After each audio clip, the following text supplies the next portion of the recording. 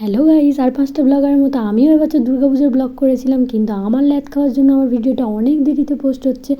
তো অনেক অনেক দেরি, মানে লক্ষ্মী পুজো, কালী পুজো, ভাইফোঁটা সব চলে গেছে প্রায়। তো ভিডিওটা আমার অনেক দেরিতে পোস্ট হচ্ছে, তোমরা একটু দয়া করে ভিডিওটা দেখে নিও। তো রান্না বকে ভাট ভিডিওটা শুরু করা যাক। তো আমরা প্রথমেই এবছর মানে ষষ্ঠীর দিন আমি আর আমার মামার মেয়ে ঠাকুর দেখতে চলে এসেছিলাম। তো আমরা প্রথমে এসেছিলাম যুব শক্তির ঠাকুরটা দেখতে। এখানটায় ঠাকুর মানে প্যান্ডেলটা খুব সুন্দর হয়েছে, তোমরা সেটা দেখে নিয়েছো।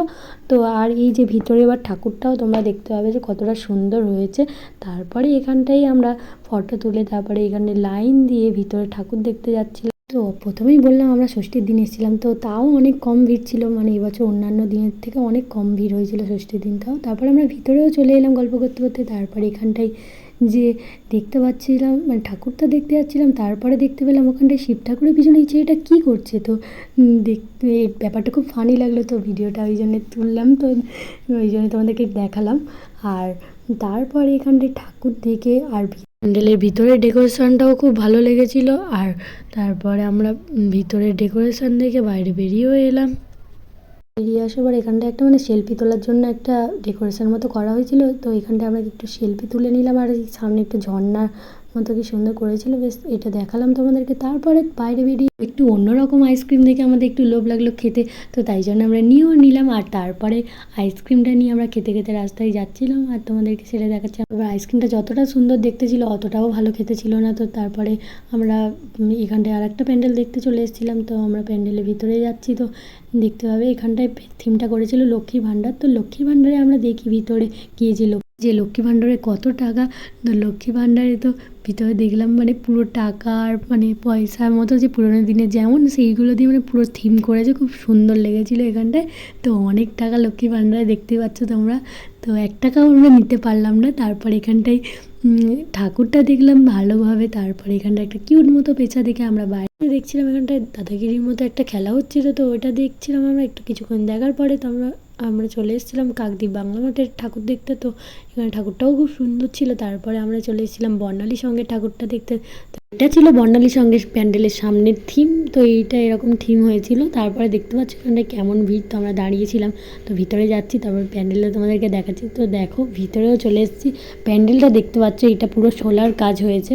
তো সোলার কাজ দিয়ে খুব সুন্দর লাগছে, মানে সোলার দিয়েই সব কিছু করেছে, খুব সুন্দর লাগছে। আর এই যে এখানটায় এবছর না একটা জিনিস খুব খারাপ লাগছিলো যে মানে সব প্যান্ডেলে রঙিন রঙিন লাইট দিয়েছিল, তো তাই জন্য প্যান্ডেলের ভিতর ভালো করে ছবিই তুলতে পারিনি।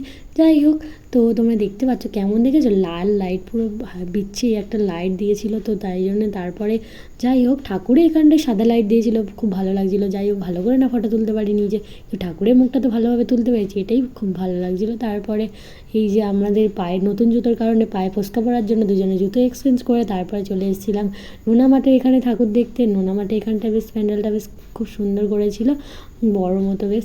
তারপর এখানে একটু অনুষ্ঠান হচ্ছিলো দেখছিলাম। তারপরে এখানটায় ঠাকুরও দেখতে চলে এসেছিলাম। তারপর ঠাকুর দেখে এখানটা আদর্শ স্কুলের মাঠে মেলা বসেছিল, এখানে যেটা প্রত্যেক বছর বসে, তোমরা ভালোভাবেই জানো যারা কাকদ্বীপে থাকো। তো তারপরে আমরা এখানটাই মেলার মধ্যে ঢুকেও গেছি। আর এখানটা দেখতে পাচ্ছ অনেক দোকান বসেছে, মেলা মানে তো অনেক দোকান, খাবার দোকান, অনেক কিছু দোকান। তারপরে এখানটায় অনেক বড় বড় কারেন্টের নাগরদোলাও বসেছিল, সেগুলোও তোমাদের সাথে শেয়ার করে নিচ্ছিলাম। তারপর এখানটায় মেলাটাও চারদিকটা ঘুরিয়ে দেখে দিলাম। তারপরে এখানটায় ঘুগনি দোকান বসেছিল, তো একটু খিদে পাচ্ছিলো, তো ঘুগনিও নিয়ে খেয়ে নিলাম। তারপরে একটা আইসক্রিম খেলাম, আইসক্রিম খেয়ে একটু কানের দেখতে চলে এসেছিলাম। তারপর কিছু পছন্দ হয়নি বলে কিছু না কিনে বাড়িতে চলে এসেছিলাম।